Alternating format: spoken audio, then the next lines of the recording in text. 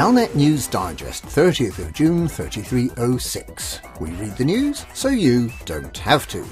In this week's news, fleet carrier owners bankrupted after commodity price fluctuation.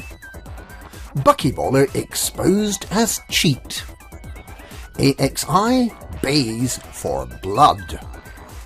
Canonn completes surface site survey.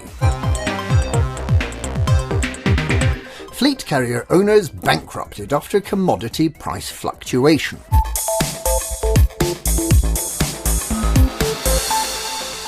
An unexpected and sudden change in the galactic average price of commodities has left fleet carrier owners paying far more than they intended for commodities in demand at their carrier.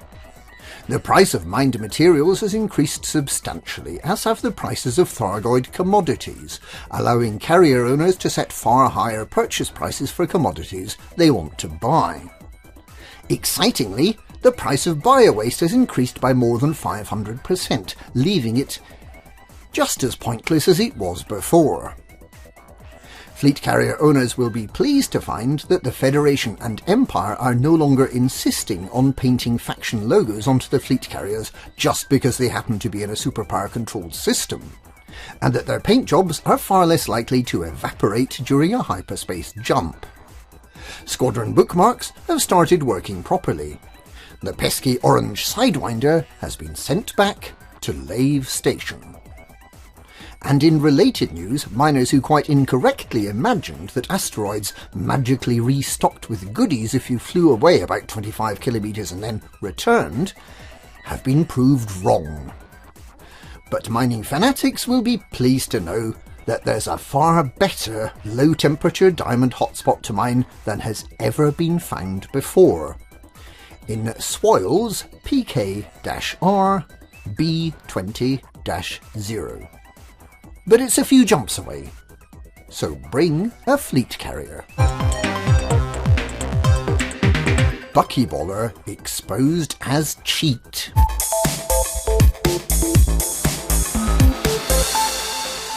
Former upstanding member of the Buckyball community, Commander Alec Turner, has been found guilty of cutting corners during the Engineers Canonn Mayhem race, and has been stripped of first place in the Unlimited class. He was sentenced to drive round the correct course 10 times while listening to Rick Astley and writing out "I must not cut corners," a punishment that was executed at dawn on Tuesday. The next Buckyball race, from which Commander Turner is disqualified, is the LaveCon Rush Job, a short route for medium ships starting and finishing at Lave Station and calling at 4 nearby outposts. It runs from Friday morning to Sunday night.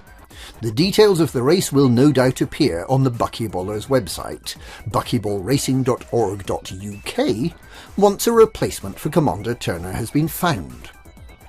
Commanders are reminded that LaveCon will this year be a HoloMe event, using telepresence to visit a virtual Sedgebrook Hall hotel. It runs on Saturday and Sunday the 4th and 5th of July. HoloLegs and a tenuous atmosphere are guaranteed. The AXI Bays for blood.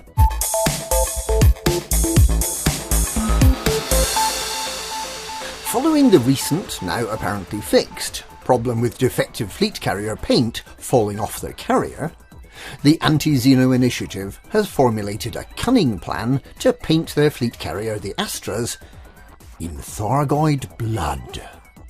The idea is that Thargoids will smell the blood of their fallen compatriots and will mistake the fleet carrier for another Thargoid, and therefore leave it unmolested. The Anti-Xeno Initiative has appealed to commanders to bring in Thargoid hearts and other body parts to allow them to mix this infernal paint job, and have set buy orders on their fleet carrier. An unexpected hike in the galactic average price of Thargoid hearts means that AXI is offering 1 million credits per heart, meaning that this initiative will cost the AXI well over 10 billion credits. It remains to be seen whether the Thargoids are impressed by a fleet carrier dripping with a sticky mixture of entrails. In unrelated news, Canonn Interstellar, who are the last faction present in the 34 Omicron Cephes system, has launched a competition to create a video about life aboard their soon-to-retire flagship, the Gnosis. The winner will receive up to 3 flasks that may or may not contain toxic Thargoid distillate. Canonn completes surface site survey.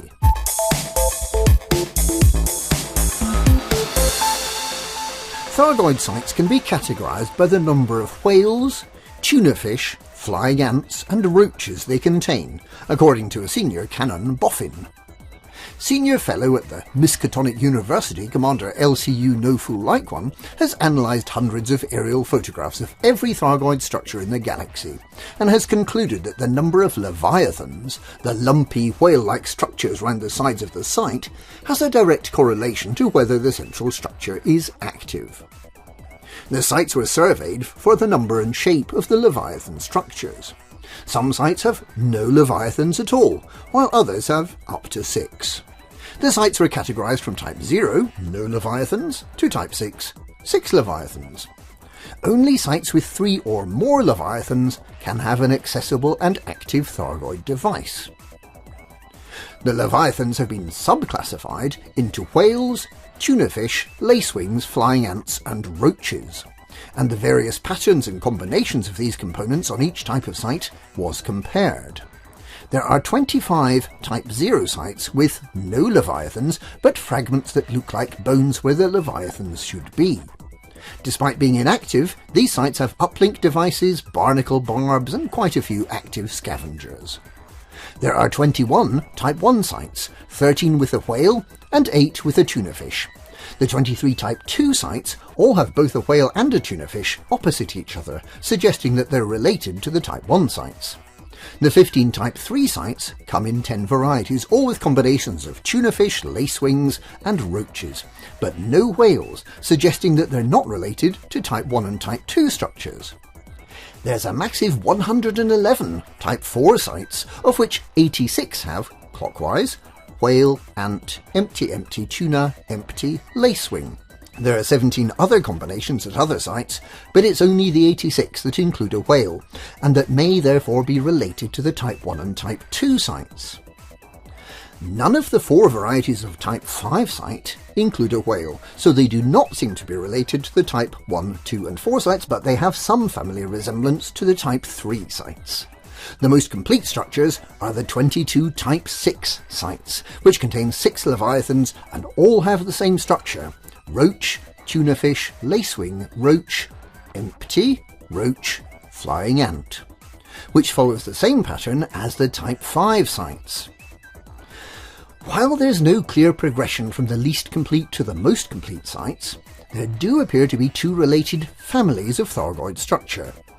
The full complement of leviathans would presumably be 8, but no such sites have been found.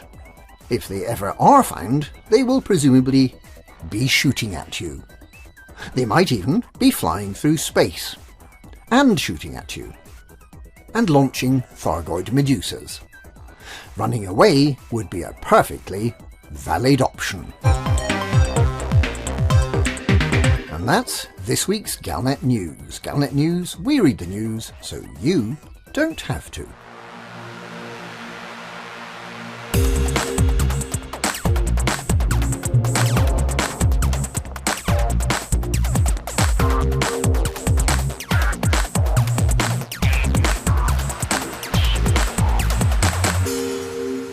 Oh 07.